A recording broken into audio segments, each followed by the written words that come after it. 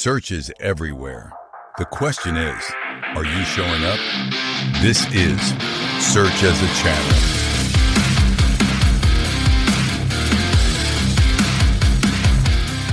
What if the most important search signal in 2026 is no longer the link you earn, but the reputation your brand carries when an AI goes looking for an answer? Yeah, I mean, that is the exact reality we are heading toward. Fast. Right. Think about that for a second. Listen, if you run a digital marketing agency right now, or, you sit in the decision maker seat at a mid-market brand, your entire worldview has likely been built on a foundation of links. Oh, absolutely. You build a page, you get other sites to point to it, and boom, you climb the ranks. But the ground is completely shifting beneath us. It is a massive structural shift. The internet is moving away from like a web of pages connected by hyperlinks to a web of entities connected by trust. Wow, yeah.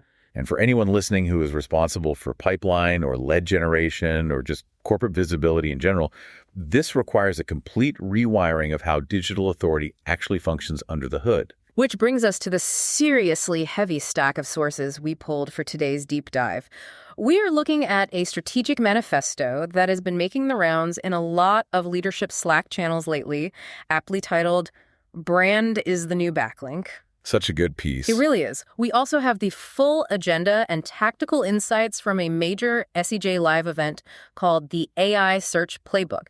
Plus, some crucial hard data from two of the biggest industry newsletters out there, Marketing Letter, which goes to over 25,000 marketers, and CFUMO. Right, which is curated by Aleta Silas for an audience of over 45,000 SEO professionals. Exactly. It is a phenomenal stack of intelligence, mostly because these sources aren't just theorizing about the future. They're looking at the actual mechanics of modern search and how AI systems are retrieving information today. Right. And our mission for you, the listener, whether you're an agency owner trying to figure out how to report ROI to a skeptical client next quarter, or, a CMO trying to defend your organic budget to your board, is to decode this shift.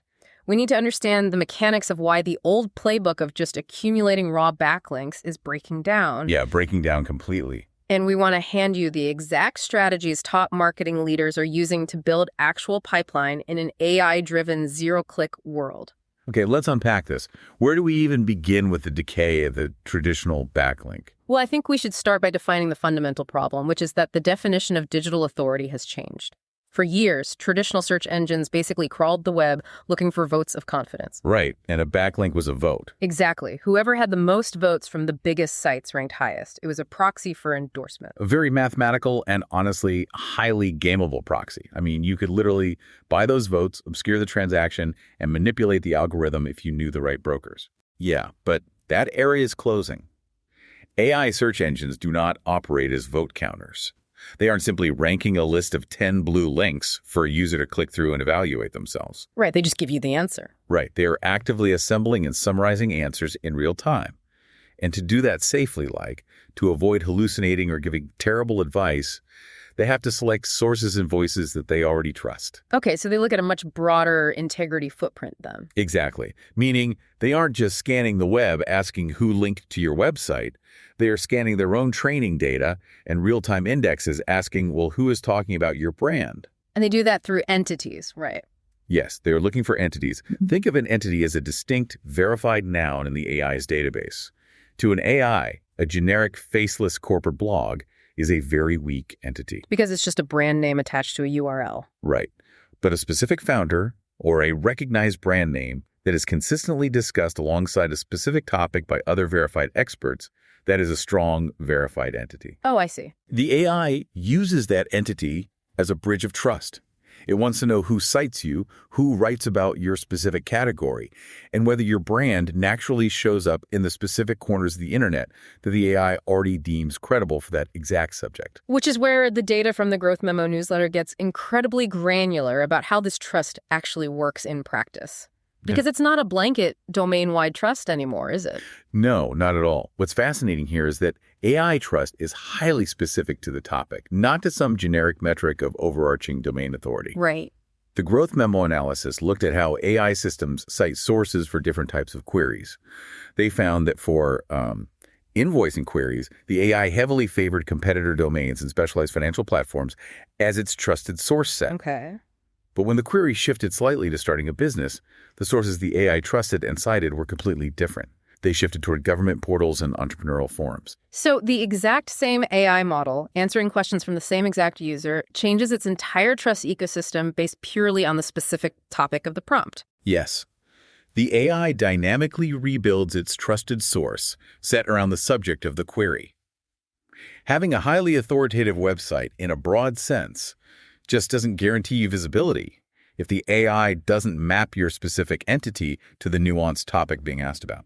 It sounds like we're moving from a popular vote system where whoever gets the most links wins the election across the board to a highly exclusive VIP club model. Oh, like that. Like in this new model, the bouncer at the door, which is the AI, isn't looking at how many people recommended you generally out on the street. Yeah. The bouncer is checking to see if your specific brand entity is already on the trusted guest list for the exact room in the club you were trying to enter. Yeah, exactly. If you aren't on the list for the invoicing room, you don't get in, no matter how famous your company is in the main lobby. And if we take that VIP club analogy a step further, the AI bouncer is also looking at who you are standing with in line. Oh, that's good.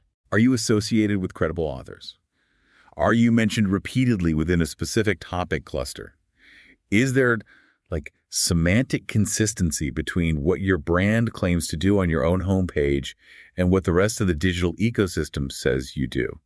Which naturally brings us to the million-dollar question, right? Where is the bouncer looking to verify this guest list? Because if the AI is evaluating trust by topic, it has to be pulling those entity trust signals from somewhere. Yeah, and this leads us to what the sources call the social indexing layer.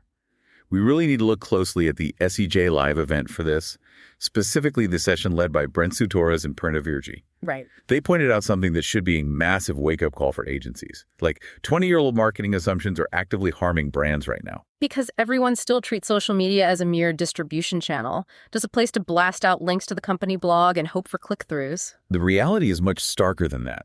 Platforms like Reddit and LinkedIn have quietly become the top-cited sources in AI-generated answers. They are no longer just social networks for human networking. Yeah. They are literally the foundational trust infrastructure for machines. See, Reddit I can somewhat understand mechanically because it is essentially a massive categorized database of human-generated experiences, unfiltered reviews, and raw opinions.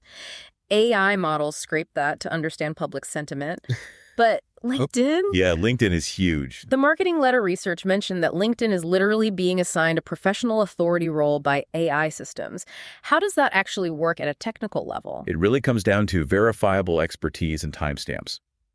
AI systems crave fresh content offered by identifiable, credible experts. Okay. And LinkedIn provides a perfectly structured environment for that.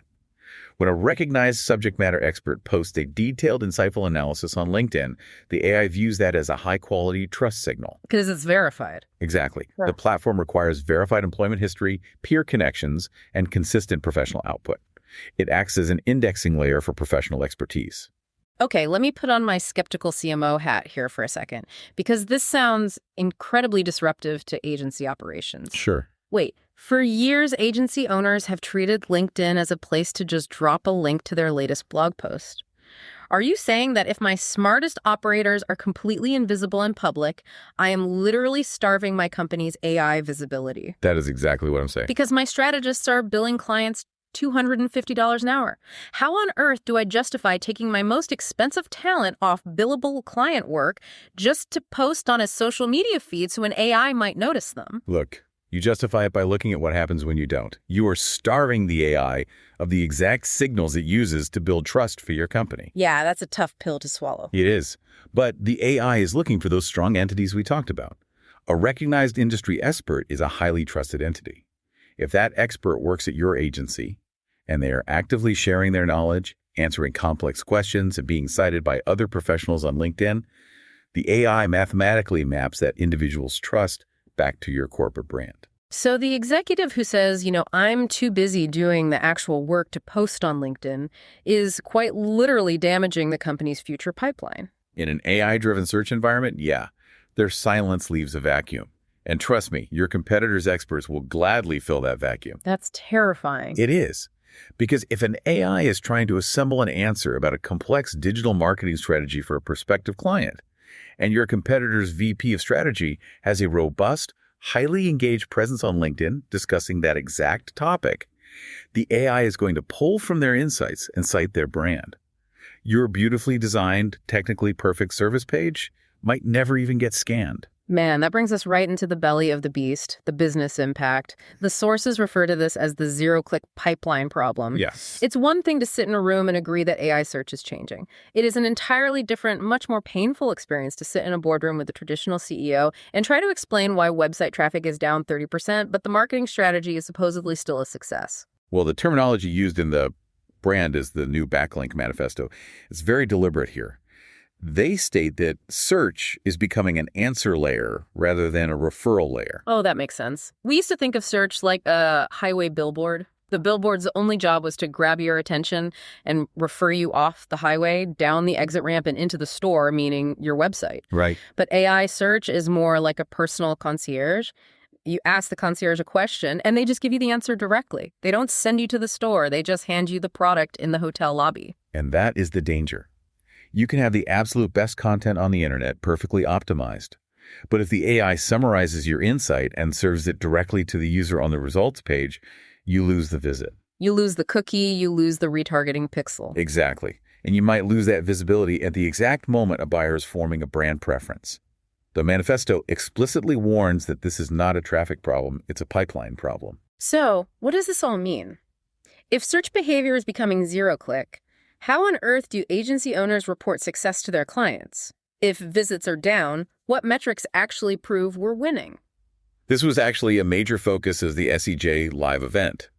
The panel emphasized that marketing leaders can no longer operate organic search, paid search, and social media in isolated silos. Yeah. They have to connect into one compounding system. Okay, give me an example of that. So, for instance, if you notice that your organic visibility is softening for a highly lucrative bottom-of-the-funnel keyword because an AI answer is satisfying the user's query right there on the search page. You have to adapt your paid strategy immediately. Yes. The SEJ experts suggest you have to know how to rebalance your paid search strategy to recover that lost real estate without overpaying for branded terms. Oh, because the AI is already covering your branded terms. Exactly. You might need to shift budget away from those terms that the AI is monopolizing and invest more in mid-funnel demand capture. Or, to your earlier point about the $250 an hour strategist, you redirect paid resources to boosting their executive LinkedIn post to ensure those trust signals reach critical mass faster. But again, how do we justify our retainers when the old dashboard looks like a sea of red arrows pointing down? Look, it is the defining operational question for the industry right now. You simply cannot use 2015 traffic metrics to measure a 2026 AI reality. Yeah. The old dashboard, focused purely on raw traffic volume and keyword rankings, will look like a failure even if your brand is actually dominating the AI's mindshare and influencing the buyer's journey. So we need a new playbook. We do. Yeah. And the solution requires a fundamental change in what you measure and how you execute, which the sources lay out as a 5-step playbook for search leaders. Okay, let's get into the mechanics of that playbook. If we can't just count organic visits anymore, how do we actually map out where we stand in the AI's brain? Well, step 1 is you literally have to work backward from the machine. The sources call this authority mapping. Authority mapping, Yeah. okay. The old methodology was asking, where can we get coverage? How many guest posts can we secure on any site with a decent domain rating? Spray and pray, basically. Exactly. But the new methodology asks, where does the AI already go to get its answers in our specific category? You have to query the AI models, see what publications, forums, and experts it cites for your most valuable topics, and then map out a strategy to insert your brand into those specific environments. Stop guessing. Stop spraying PR pitches everywhere and just look at the bibliography the AI is already handing you. That makes total sense. Once you map those sources, what's step 2? How do you actually get the AI to notice you there? This brings us back to bridging personal authority to corporate authority. Step 2 is elevate named experts. AI systems anchor trust to identifiable people much easier than they anchor to faceless corporate brands. Right, because of entities? Yes. Yeah. Your subject matter experts, your founders, your lead strategists, they are no longer just employees who occasionally ghostwrite a blog post. They are what the sources call authority assets. Authority assets, I love that. You need a dedicated strategy to elevate their personal profiles, because that is the mechanism the AI uses to verify the corporate brand's expertise. It changes them from an operational cost to a marketing lever. Yeah. But to my earlier point about the CEO looking at a dashboard full of declining traffic, What is step 3? How do we measure the impact of these authority assets? Step 3 is measure presence, not just visits. You still track revenue and pipeline, obviously, but the leading indicators of success have to evolve. Instead of tracking raw clicks, you track citation presence. Meaning how often your brand is mentioned in the AI answer. Exactly. You measure brand mention share across the web compared to your competitors. You track source set inclusion like, are your experts consistently appearing in those trusted sources we identified during the authority mapping phase? You are measuring share of voice inside the AI's synthesis engine, basically. Yes, which leads to step 4. Go deeper in fewer places. The source is very clear that you capture that share of voice by concentrating your efforts. Stop broad digital PR. Repeated presence in top sources moves the needle. Why does a concentrated strategy work better than a broad one, though? To understand why, you have to understand how large language models work under the hood. An LLM predicts the next word based on patterns and mathematical weights. Okay. If your brand is mentioned superficially across 50 low-tier, unrelated blogs, those connections carry very low mathematical weight in the model's neural network. It's just noise. Right. But if your brand is discussed repeatedly in high-density semantic clusters on a highly trusted node like a specific subreddit dedicated to your industry, or by leading voices on LinkedIn, the attention mechanism of the AI assigns a massive weight to that relationship. Oh, wow. So repeated presence in the top 3 or 4 trusted sources for your specific topic is far more likely to move the needle than 100 random backlinks. It's about density and proximity within trusted environments, not just sheer volume. This requires a massive mental hurdle for traditional marketers to overcome. Which brings us to step 5. Right. Step 5 is treat brand reputation as search infrastructure. Brand is no longer just a soft creative concern for the PR team. It's literally search infrastructure now. It is. It is not just about having a nice logo, a clever tagline, or a positive net promoter score. In AI search, the consistency between what you claim to do and what the entire digital ecosystem verifies that you do is the algorithm. So if there's a disconnect between your marketing copy and the ecosystem's consensus, the AI will side with the ecosystem every single time. Every single time. If we connect this to the bigger picture, the winners won't just have better content, they'll have better placed authority. Here's where it gets really interesting. It's like we're transitioning from farming to architecture. Oh, I like that. We aren't just planting seeds everywhere hoping for links. We are actively engineering the structural pillars of trust around a specific topic. That is exactly what you have to do. Let's summarize the big picture for you, the listener, as you head into your next leadership meeting or client review. The era of raw backlink accumulation being the ultimate cheat code is over. The highway billboard model is fading, and the personal concierge model is taking over. It really is. Backlinks aren't the full story anymore. What matters now is whether your brand is an active, recognized, mathematically verified part of the trusted answer set in your market. If you aren't actively engineering that trust, your competitor definitely is. Which leads to an incredibly uncomfortable question that every leadership team must confront. Are you just building visibility, or are you building trust that an AI can actually retrieve? Yeah. Those are two very different goals, requiring completely different resource allocations and operational mindsets. Absolutely. And I want to leave you with one final thought to mull over. We've talked a lot about building your own trust signals and deploying your own authority assets. But if AI is actively cross-referencing your brand's claims with what the broader ecosystem says about you, what happens when a competitor's named expert starts directly and intelligently critiquing your brand or your specific methodology on a highly trusted platform like LinkedIn or Reddit? Right. In an AI-driven search world, silence from your own executive team might not just mean a lack of visibility. It might mean you are actively letting someone else program the AI's opinion of your business. You have to get off the sidelines. You have to make sure your name is on the VIP guest list because the bouncer is checking, and that room is where the pipeline is. Thanks for listening.